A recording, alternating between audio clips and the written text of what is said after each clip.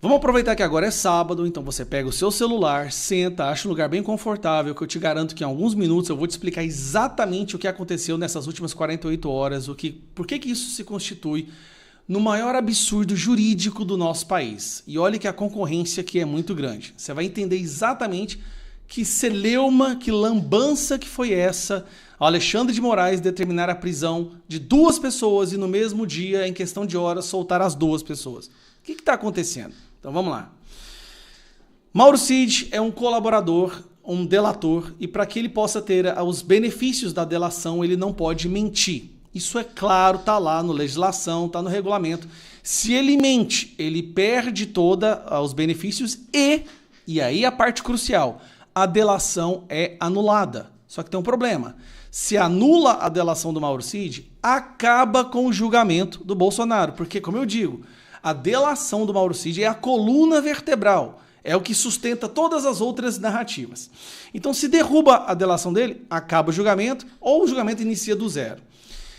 Beleza. Então, no julgamento, no primeiro momento lá do depoimento do Mauro Cid, o advogado do Bolsonaro faz uma pergunta que na hora parecia tão irrelevante, mas é a pergunta que acarretou toda essa lambança. Essa pergunta aqui. A próxima pergunta, meu próximo tema, é a respeito da questão da matéria da revista Veja. Ele está dizendo que não conversou com ninguém. Ele nunca usou um perfil de mídia social para falar com ninguém. Algum perfil de mídia social para falar com alguém? Não, senhor. Todos os meus celulares foram apreendidos pela Polícia Federal, ministro.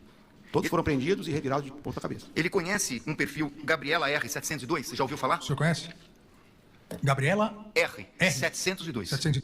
Repare que o advogado dá até uma batidinha na mesa onde ele tá falando assim, ó, agora eu te peguei. Presta atenção. Ele conhece um perfil Gabriela R702? Você já ouviu falar? O senhor conhece? Gabriela? Tá vendo? Essa batidinha na mesa que ele deu aqui, ó, porque esse é o momento que o advogado percebeu. Acabou a palhaçada. Gabriela R702? Você já ouviu falar? O senhor conhece?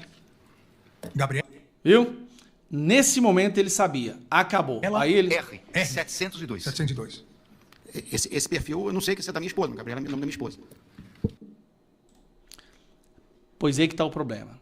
Gabriela R702 é um perfil que ele usou para poder comunicar com as pessoas durante o período que ele não poderia. Eu vou passar a próxima aqui, que a imagem é melhor. Que é essa aqui. Essa aqui, ó. Tá aqui, ó. Gabriela R702, ele mandando uma foto do perfil para provar para outra pessoa que era ele que estava mandando a foto, tá bom? Ou seja, que era ele ali naquele perfil. Beleza, agora vamos aqui. A próxima pergunta, meu próximo tema. Isso deveria ser o bastante para anular, né? Porque já ficou comprovado, saiu a matéria na Veja ontem, todo mundo acompanhou, onde ele estava usando esse perfil, né, digitando com uma outra pessoa, ainda mais, falando a verdade, que todo julgamento é uma farsa, que eles já tinham a condenação preparada, ou seja, comprovando que aquele primeiro áudio dele, onde ele disse tudo isso, era verdade. Lembrando, Mauro Cid é um coitado que estava com a família sendo ameaçada de ser presa. Então, nós não vamos condenar o cara, não. Pai, esposa, filha, todas ameaçadas de ser presa. O Alexandre de Moraes deveria, neste momento, anular a delação dele e prender o Mauro Cid de novo. Não fez isso. Chamou o Mauro Cid e mandou prender, 20 minutos depois mandou soltar. Porque ele sabia que se mandasse prender, ele estaria comprovando que o Mauro Cid mentiu e todo o julgamento deveria ser anulado. Aí, o que o Moraes fez? Brasília mandou prender Gilson Machado, como vocês viram, mas olha a matéria. Apareceu hoje sobre a expectativa da prisão do delator Mauro Cid, por mentir, segundo a revista Veja, ao Supremo Tribunal Federal. Um mandado de prisão até chegou a ser emitido na madrugada, mas por um suposto plano de fuga de Cid, que teve depois seu mandado de prisão transformado em uma busca e apreensão. Essa operação toda de hoje confundiu o ambiente. Primeiro porque impôs ao público um fato novo, né, que é essa chance de fuga. E segundo, porque esse fato novo ele não afeta muito o julgamento de Bolsonaro em si, mas esse fato novo se misturou com o fato da véspera, aí sim grave, de uma suposta mentira ao Supremo Tribunal Federal que poderia levar à anulação da delação de Cid e comprometer as investigações e o julgamento. Acabou que Cid, que seria preso, foi dormir em casa. E o sanfoneiro Gilson Machado, que nem estava na história, passou o dia preso. A operação toda hoje confundiu sim o ambiente e pode ter sido mesmo essa a intenção. Não. A intenção era mostrar que o Mauro Cid mentiu, ele mentiu, Moraes poupou Mauro Cid, porque se ele prende Mauro Cid, ele está acabando com o julgamento. Seria uma comprovação de que o Mauro Cid mentiu.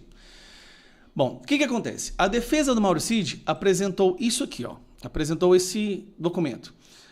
Bittencourt sustentou que o perfil não pertence nem nunca pertenceu a Mauro Cid e o conteúdo das mensagens é completamente falso. Trata-se, portanto, sem sombra de dúvida, de uma falsidade grotesca e produzida para servir de prova no processo penal, sujeita em tese a sanções previstas. Ou seja, mensagem completamente falsa, grotesca. Mauro Cid não usou rede social, ou seja, o Mauro Cid não mentiu, beleza? Então vamos lá. Só que o que eles não contavam é que tinha mais. Aqui está o Mauro Cid mandando o áudio através do mesmo perfil e olha o que ele fala nesse áudio. Às 10 horas, compareceu o colaborador Mauro César Barbosa Cid para falar sobre os atos golpistas, investigação de atos golpistas, referente à reunião do dia 2 de março, general. Bom, aí fala, aonde foi a reunião e quem participou? Eu falo, isso. O que foi concluído na reunião? Eu falo assim, não tem conhecimento, foi concluído na reunião. Você começou, tal. Então corta, pô. Era assim. Encerra agora essa parte do coisa, cortar. Aí a gente fala, agora o assunto vai ser General Braga Neto. Aí falava, ó, General Braga Neto teve isso, falou isso, o que você sabe? Eu falei, não, foi assim, foi assado. Aí o cara, não, você não pode ser. Ele falava, pensava, ó, nós temos outras informações.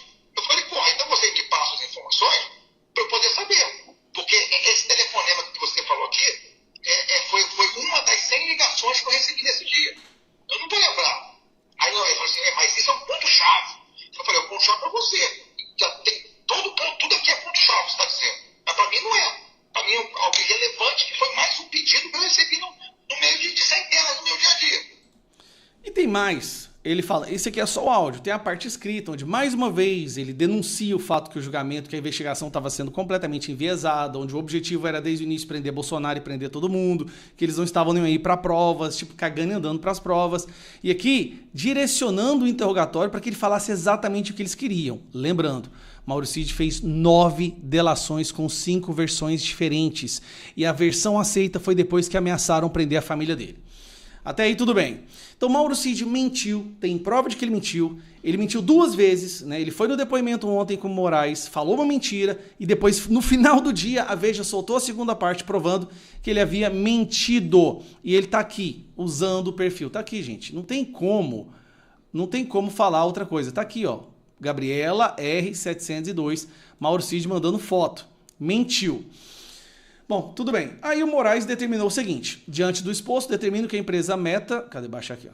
Determino que a empresa MEC proceda à integral preservação do conteúdo dos perfis Gabriela R702 e Gabriela R, bem como no prazo de 24 horas, encaminha-se à Suprema Corte as relações aos referidos perfis, ou seja, dados cadastrais, número de telefone celular, eventuais cadastros, informações se existem outros logins vinculados, onde que foi acessado, quem acessou, qual horário que acessou.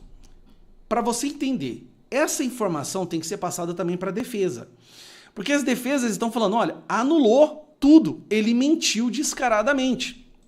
Aí, no mesmo dia, gente, olha que loucura, Moraes manda prender o Gilson Machado porque alguém fez uma denúncia anônima de que Gilson Machado, o ex-ministro do Bolsonaro, estaria ajudando Mauro Cid a fugir do Brasil. Uma denúncia anônima foi o bastante para prender um ex-ministro. Só que a situação foi tão absurda que o povo deve chegar do Moraes e falar, Moraes, você tá louco, cara? Olha o que você tá fazendo. No final do dia, Moraes concede liberdade provisória a Gilson Machado. Agora, o curioso é, o Gilson tá em liberdade provisória. Ele não tá em liberdade, é liberdade provisória, como se já certeza que fosse prender. Na verdade, todos nós hoje no Brasil estamos em liberdade provisória. A qualquer momento, o Alexandre de Moraes pode decidir que você não pode mais usufruir desse benefício de liberdade provisória. Não é o nosso direito, não. No final do dia, no final da noite de ontem, quando o Gilson Machado foi liberado, ele fez essa entrevista. Agora, olha o absurdo que ele fala. O que o senhor pode dizer? Olha a loucura que virou o Brasil. O que o senhor pode explicar pra gente do que aconteceu? Eu acho que foi tudo um grande mal-entendido.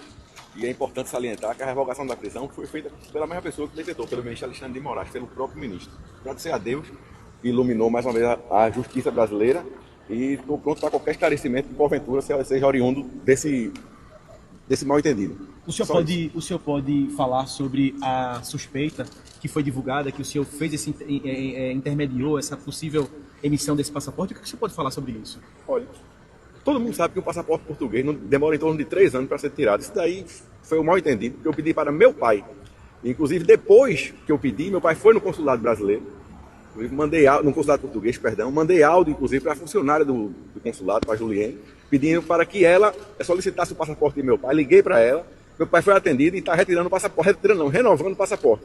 Foi lá com o meu irmão, não foi comigo. Quem foi meu irmão, Carlos Eduardo Machado, com meu pai. E como surgiu essa confusão de nomes do pai do senhor com do outro envolvido nessa...